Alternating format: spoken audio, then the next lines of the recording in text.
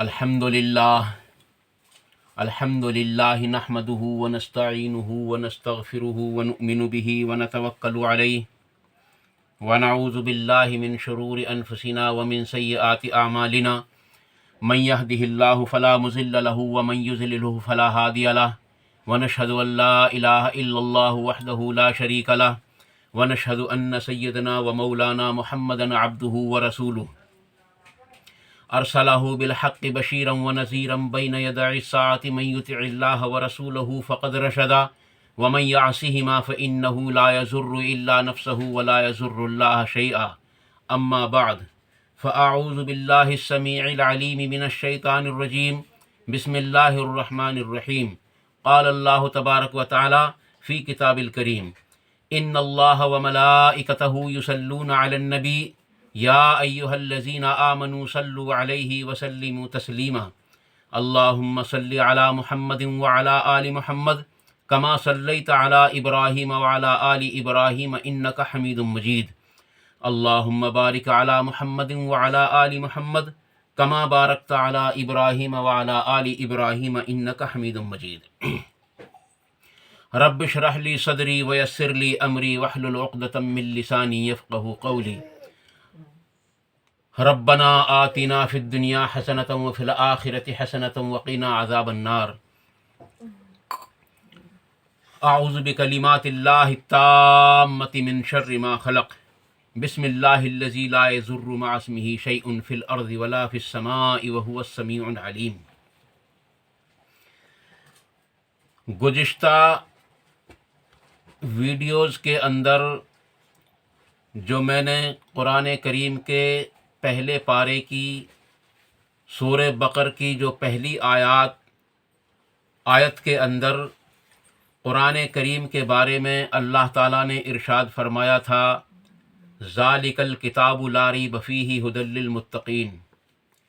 کہ بے شک یہ کتاب وہ کتاب ہے جس کے اندر شک اور شبے کی کوئی گنجائش نہیں۔ پھر اس سے آگے چل کر تقریباً 2 آیات کے اندر اللہ تعالیٰ نے ارشاد فرمایا تھا سورہ بقر آیت نمبر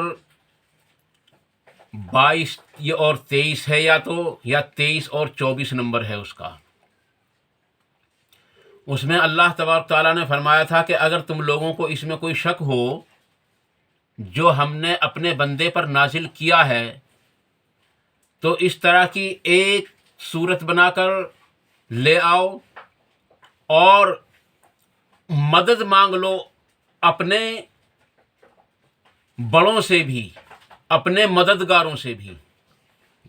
اور یہ چیلنج دے دیا کہ جب تم ایسا نہ کر سکو اور ہرگز نہ کر سکو گے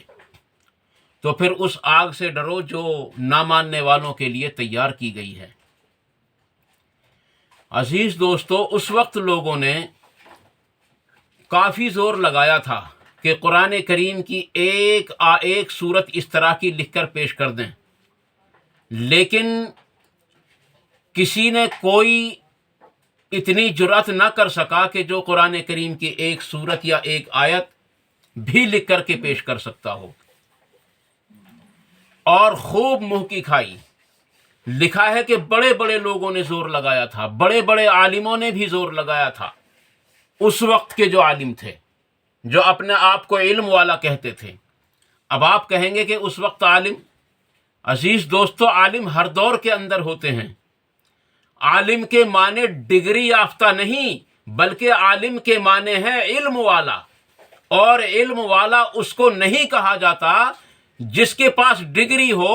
بلکہ علم والا اس کو کہا جاتا ہے جو اللہ کے بارے میں، اس کے رسول کے بارے میں جانتا ہو۔ یعنی اسلام کے اندر جو عالم ہے وہ اس کو عالم کہا جاتا ہے۔ عزیز دوستو، یاد رکھو، اپنے اپنے زمانے میں اپنے اپنے طریقے سے اللہ کا تعارف کرانے والے یا اور چیزوں کا تعارف کرانے والے ہر زمانے کے اندر عالم موجود ہوتے تھے۔ آج بھی ہمارے یہاں عالم موجود ہیں اگرچہ، لیکن ہمارے یہاں قرآن اور حدیث سے عالموں کی 2 قسمیں بیان کی گئی تھیں۔ ایک مولوی صاحب نے ہم سے سوال کر دیا تھا کہ جی حدیثوں کے اندر تو علماء کی 2 قسمیں ہیں، لیکن قرآن میں دوسری قسم کون سی ہے علماء کی؟ تو اللہ تبارک و تعالیٰ نے قرآن کریم کے اندر اللہ تبارک و تعالیٰ نے 2 مقامات پر ارشاد فرمایا. ایک جگہ ارشاد فرمایا کہ قرآن کو وہی لوگ سمجھتے ہیں جو اللہ کا علم رکھتے ہیں، اور ایک جگہ ارشاد فرمایا کہ ایک وہ عالم تھا جس کو بلعام بن بعورہ یا بلعام بن بعورہ کہا جاتا تھا، اس کا ذکر بھی قرآن کریم کے اندر ہے. اللہ تبارک تعالیٰ نے اس کو علماء سو نہیں بلکہ کتے کی مثال سے پیش کیا ہوا. آج بھی قرآن کریم کے اندر اگر آپ پڑھو گے وہ تقریباً سورہ آراف کے اندر وہ موجود ہے. تو عزیز دوستو، بڑے بڑے عالموں نے زور لگایا کہ قرآن کریم کی ایک سورت بنا لیں، لیکن ایک سورت تو کیا ایک آیت بھی نہ لکھ پائے، بلکہ اگر یوں کہا جائے کہ ایک جملہ بھی نہ لکھ پائے تو بے جانا ہوگا. تو کچھ دور چل کر کے اللہ تبارک تعالیٰ نے مکھی، مچھر اور مکڑی جیسی چیزوں کی مثال پیش کی. یعنی مثال تو اس طرح پیش کی تھی کہ اگر وہ جن چیزوں کی تم پوجا کرتے ہو، عبادت کرتے ہو، اگر وہ ساری چیزیں مل جائیں، اکٹھی ہو جائیں، تو وہ ایک مکھی بھی نہیں بنا سکتے. اور اگر بالفرض ان چیزوں سے ایک مکھی اٹھا کر کوئی چیز لے جائے تو سارے مل کر بھی مکھی ان سے واپس نہیں لے سکتے. تو عزیز دوستو، کفار نے، انکار کرنے والوں نے ایک اعتراض جڑ دیا. دیکھو نا کہ آدمی جس حیثیت کا ہوتا دنیا کے اندر بھی اسی حیثیت کی بات کرتا ہے. بادشاہ کے سامنے جاؤ تو بادشاہی کی بات کرے گا، وزیر کے سامنے جاؤ تو وزارت کی بات کرے گا، تاجر کے سامنے جاؤ تو تجارت کی بات کرے گا. اور اسی طریقے سے اگر چھوٹے آدمی کے پاس جاؤ گے تو چھوٹی بات کرے گا، اور بڑے آدمی کے پاس جاؤ تو بڑی بات کرے گا. لیکن یہ جو مثالیں پیش کی گئی تھیں، ان کا جو اصل مقصد تھا وہ بھی آپ کے سامنے آ جائے گا انشاءاللہ. جیسا میری سمجھ میں آئے گا، ہو سکتا ہے ویسا تو آپ سمجھ ہی لیں گے انشاءاللہ تعالی، بلکہ مجھ سے زیادہ سمجھداری رکھنے والے لوگ ہیں آپ. تو عزیز دوستو، ان لوگوں نے یہ اعتراض فوراً جڑ دیا کہ اللہ کو ایسی مثال پیش کرنے سے کیا غرض ہے، جب وہ اللہ ہے، احکم الحاکمین ہے، تمام بادشاہوں کا بادشاہ ہے، تمام کائنات کا مالک ہے، تمام جہانوں کا پروردگار ہے. تو ایسی حقیر چیز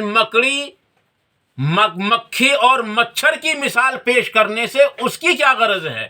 وہ ایسی مثال کیوں، بڑی بڑی مثالیں پیش کیوں نہیں کرتا؟ تو اس کے جواب میں اللہ تبارک تعالیٰ نے ارشاد فرمایا، ان اللہ لا یستحی ان یضرب مثلا ما بعوضۃ فما فوقها فاما الذین آمنوا فیعلمون انہ الحق من ربهم واما الذین کفروا فیقولون ماذا اراد اللہ بہذا مثلا یضل به کثیرا ویہدی به کثیرا. عزیز دوستو، اس آیت کے اندر اللہ تبارک تعالیٰ نے ارشاد فرمایا کہ اللہ تعالیٰ ہرگز نہیں شرماتا، یعنی ہرگز نہیں شرماتا مچھر جیسی مخلوق کی مثال پیش کرنے سے، اور اس سے بھی زیادہ مکڑی اور مکھی کی مثال پیش کرنے سے بھی. سو جو ایمان رکھتے ہیں اللہ پر، یعنی مومن کا لفظ آیا، جو لوگ مومن ہیں یعنی اللہ پر ایمان رکھتے ہیں اور اس کے رسول پر ایمان رکھتے ہیں، وہ یقین بھی کرتے ہیں اور کہتے ہیں کہ یہ ہمارے رب کی طرف سے ہے، یہ ہمارے پروردگار کی طرف سے ہے. تو عزیز دوستو، ان لوگوں کو آپ یعنی کہ ایمان والے پھر بھی اس کا اقرار کرتے ہیں. پھر اس سے آگے فرمایا، یضل به کثیرا ویہدی به کثیرا، یعنی اللہ تبارک تعالیٰ ان مثالوں کے ذریعے، ان مثالوں کے ذریعے بہت سے لوگوں کو گمراہ فرما دیتا ہے، گمراہ کر دیتا ہے، اور بہت سے لوگوں کو ہدایت بخشتا ہے ان مثالوں کے ذریعے۔ عزیز دوستو، جو چیز چھوٹی سے چھوٹی ہوتی ہے نا، اس کو ایسی ہی چھوٹی سے چھوٹی اور حقیر چیز سے مثال دی جاتی ہے تاکہ لوگوں کی سمجھ میں آ سکے۔ اللہ تبارک تعالیٰ نے بڑی بڑی چیزوں کی بھی مثال دی ہے، ہاں، کیونکہ مثال دینے سے بات اچھے طریقے سے سمجھ میں آ جاتی ہے۔ جیسا کہ وہ حدیث ہے نا، نبی اکرم صلی اللہ علیہ وسلم سردی کے موسم میں باہر تشریف لے گئے، یہ مثال ہے، اور ایک درخت کی ٹہنی کو پکڑ کر حرکت دی، پتے زیادہ گرنے لگے، صحابی کو پکار کر کہنے لگے کہ تم نے مجھ سے کیوں نہ پوچھا کہ میں نے ایسا کیوں کیا؟ صحابی نے عرض کیا رسول اللہ بتا دیجئے کیوں کیا؟ آپ نے فرمایا جب نمازی نماز پڑھتا ہے اس کے گناہ اس طریقے سے گرتے ہیں جیسے تم اس درخت سے پتے گرتے ہوئے دیکھتے ہو۔ تو عزیز دوستو، بڑی چیزوں کی مثالیں بھی پیش کی ہیں۔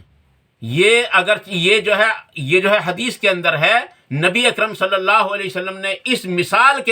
مثال کے ذریعے نمازی کے گناہوں کو معاف ہونے کے بارے میں یہ مثال دی۔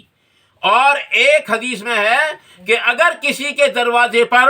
ایک نہر ہو اور روزانہ وہ 5 بار اس میں غسل کرتا ہو تو بتاؤ اس کے بدن پر کوئی میل باقی رہے گا؟